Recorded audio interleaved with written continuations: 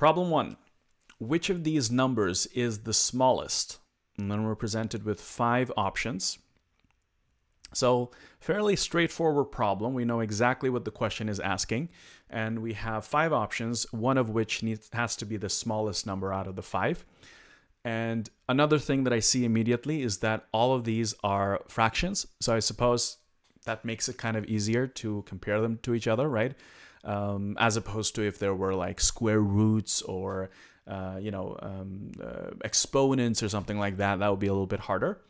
So I'm going to just go through all the different options and see if there is one number that is maybe the easiest number to deal with. So let's take a look here.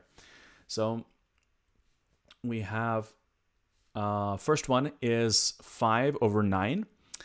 You can't really simplify that anymore, so I'm just going to leave that for now. 15 over 28. That is something that I see immediately that we could simplify further. But let's keep going. 26 over 45, all right. And then there's a 7 over 14. And the last one, we have 13 over 23. So which one do you think out of these is probably the easiest one to deal with? Well, I don't know about you, but for me, it's definitely this one, 7 over 14, because I can immediately see that 7 over 14 is, of course, the same as 7 over 2 times 7, right? 14 is just double of 7, which means that I can cancel these two out, which means that I am left with 1/2. Now, that is definitely my favorite number out of all of these. So I'm going to start with that one. Now, I know that out of all of these 5 options, there's one number that is the smallest out of all of these. So there's no number where the two numbers are equal, right? So what if we were to choose one of these numbers and compare it to all the other numbers one by one, and for each time you're going to compare it. Is this new number compared to this number that we're dealing with smaller or bigger?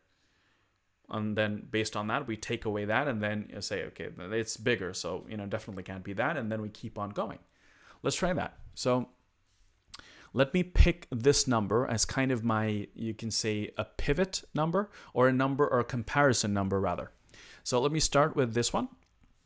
All right, so if I have 5 over 9, okay, well, 5 over 9, and then comparing that versus, let's say, 1 over 2. Well, I can immediately see that in order for me to more easily compare these two numbers, I can turn this number into a different kind of fraction where I multiply both the numerator and the denominator by some number. Let's try that now. So what if it was, this multiplied by 5, let's say, and this multiplied by 5 as well? Then I would get 5 over 9 versus 5 over 2 times 5, that's 10. Well, now I can compare them, right? Because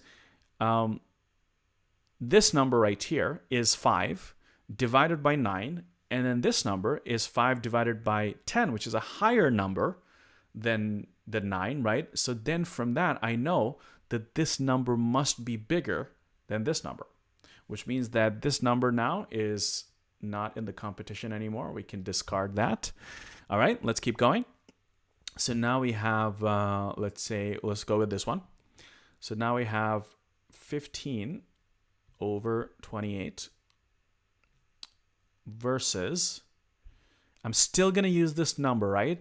But before I just write it out like this, I'm going to already kind of multiply it by something first. And what does it make sense to turn this into to more kind of accurately or more, compare it in a better way? So what I'm going to do again is that I'm going to make one of these numbers be the same one as one of these. So what can I multiply 1 by to get to 15? Well, I can multiply it by 15, so let's do that. 15 up here over 2 times 15, that's 30. Aha, I run into the same thing. Same numbers, both of these are the same. But these two are different, and whichever number is smaller means that the entire fraction obviously is going to be resulting in a higher number, larger number than this one. So again, this number also is out of the competition. Let's keep going. Let's do this one, 26 over 45. Again, versus this one. What can I do here? So if I were to turn the above one again into a 26, what would that one be? So now that will be twice of 26, which is going to be 52. 52. And that, of course, again means that this one has to be a larger number than this one. So again, this one is also out of it. And we only have one option left. Let's do that one. 13 over 23 versus 13. 13 times 2, that's 26.